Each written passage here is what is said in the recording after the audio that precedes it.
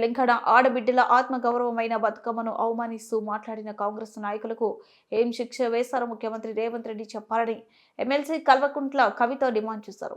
ఎన్ని జీవోలు ఇచ్చినా, ఎన్ని కేసులు పెట్టినా తెలంగాణ జాగృతి భారత ఆధ్వర్యంలో వేల సంఖ్యలో తెలంగాణ తల్లి విగ్రహాలను ఆవిష్కరిస్తామని ప్రకటించారు.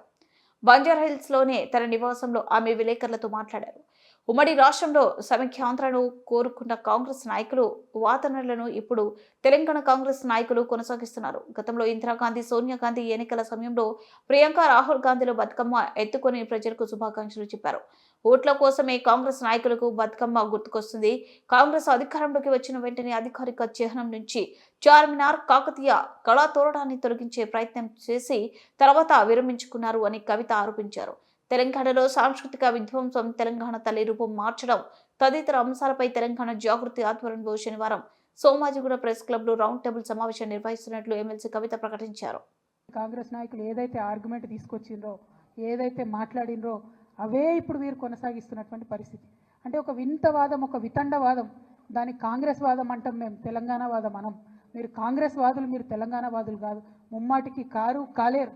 మీకు ఎప్పటికీ కూడా కాంగ్రెస్ ప్రయోజనాలే ముఖ్యం తప్పితే తెలంగాణ ప్రయోజనాలు ముఖ్యం కాదు.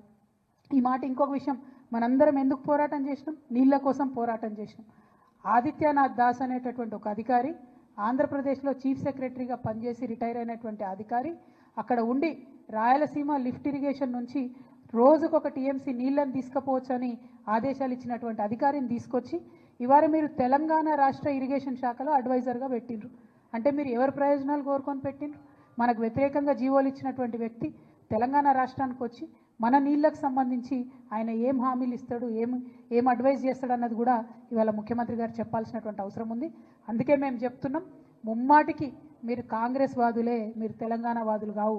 మీకు మీ కాంగ్రెస్ పార్టీ ప్రయోజనాలు తప్పితే తెలంగాణ ప్రయోజనాలు మీకు పట్టవు.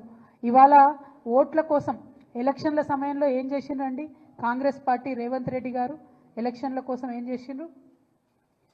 వాళ్ళ నాయకురాళ్ళు అందరూ కూడా పెద్ద పెట్టున బతుకమ్మ ఎత్తినటువంటి పరిస్థితిని మీరు గమనించాలి.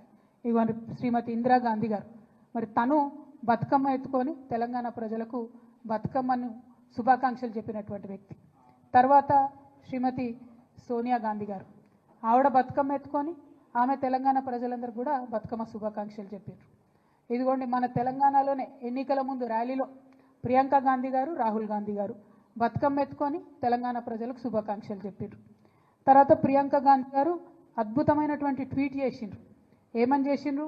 తెలంగాణ ప్రజలందరికీ ప్రత్యేకంగా తెలంగాణ ఆడపడుచులందరికీ బతుకమ్మ పండుగ శుభాకాంక్షలు.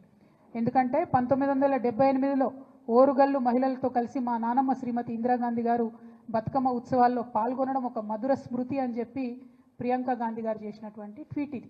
అంటే ఓట్లు ఉన్నప్పుడు మాత్రం మన పండుగలు వనుకొస్తాయి. ఓట్లు ఉన్నప్పుడు బతుకమ్మ తెలంగాణ ప్రత్యేక పండుగని, తెలంగాణ ఆడపడుచులందరికీ శుభాకాంక్షలు చెప్పాలని ఓట్లు ఉన్నప్పుడు గుర్తొస్తాయి. ఆ వీడియో చూపి.